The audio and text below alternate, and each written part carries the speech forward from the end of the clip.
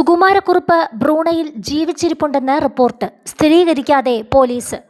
കേരള പോലീസിനെ പതിറ്റാണ്ടുകളായി വെട്ടിച്ച് ഒളിവിൽ കഴിയുന്ന സുകുമാരക്കുറുപ്പ് മറ്റൊരു രാജ്യത്ത് വേറെ പേരിൽ ജീവനോടെ ഉണ്ടെന്ന തരത്തിൽ പ്രചരിക്കുന്ന വാർത്തകൾക്ക് സ്ഥിരീകരണമില്ലെന്ന് കേരള പോലീസ്.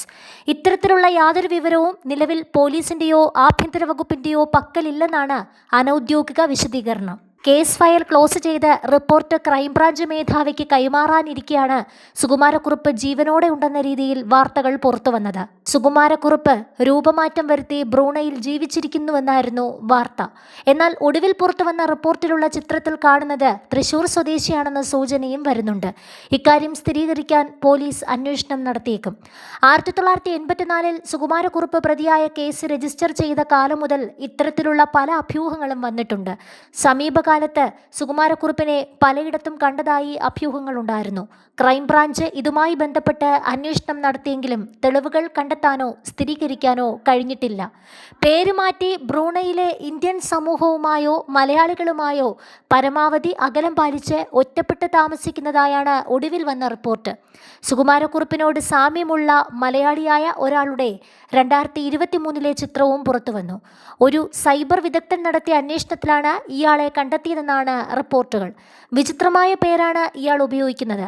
സുകുമാരക്കുറുപ്പിന്റെ ബന്ധുക്കളുടെ ഫോൺ ഹാക്ക് ചെയ്ത വിവരങ്ങൾ ചോർത്തിയാണ് ഇയാൾ ഇപ്പോഴും നാട്ടിലുള്ളവരുമായി ബന്ധം പുലർത്തുന്നുണ്ട് എന്ന് കണ്ടെത്തിയതെന്നാണ് റിപ്പോർട്ടുകൾ. ഇയാൾ താമസിച്ചിരുന്ന വീടിന് സമീപം വരെ എത്തി. അതിന്റെ ചിത്രങ്ങളും ഇയാൾ ശേഖരിച്ചു.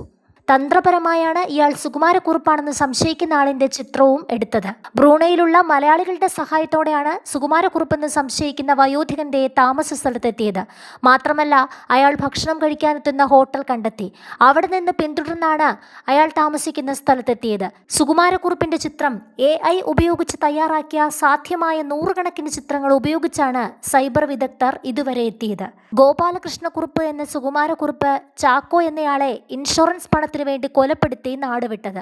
പതിറ്റാണ്ടുകളായി കേരള പോലീസ് അന്വേഷിക്കുന്ന കേസുകൾ ഇന്റർപോൾ അടക്കം അന്വേഷിക്കുന്നുണ്ട്. 1984 മുതൽ 96 വരെ 12 വർഷക്കാലം കേരള പോലീസ് സുകുമാരക്കുറുപ്പിനായി ഇന്ത്യയിലുടനീളം വ്യാപകമായി തിരച്ചിൽ നടത്തി. മുംബൈ, ഡൽഹി, ബീഹാർ, മധ്യപ്രദേശിലെ ഹോഷങ്കാബാദ് തുടങ്ങിയ നിരവധി സ്ഥലങ്ങളിൽ കുറുപ്പ് വേഷം മാറി കഴിഞ്ഞിരുന്നതായി പോലീസിന് വിവരങ്ങൾ ലഭിച്ചിരുന്നു. താൻ പിടിയിലാകാതിരിക്കാൻ വ്യാജ പേരുകളിലും വേഷങ്ങളിലുമാണ് കുറുപ്പ് സഞ്ചരിച്ചിരുന്നത്.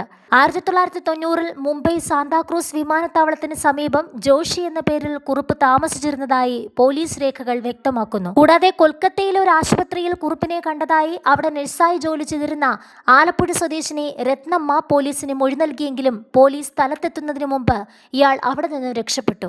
ഒടുവിൽ കുറുപ്പ് ജീവനോടെയില്ല എന്ന നിഗമനത്തിൽ 42 വർഷം നീണ്ട അന്വേഷണം അവസാനിപ്പിക്കാൻ കേരള പോലീസ് തയ്യാറെടുക്കുന്നതിനിടയിലാണ് പുതിയ വിവരങ്ങൾ വരുന്നത്.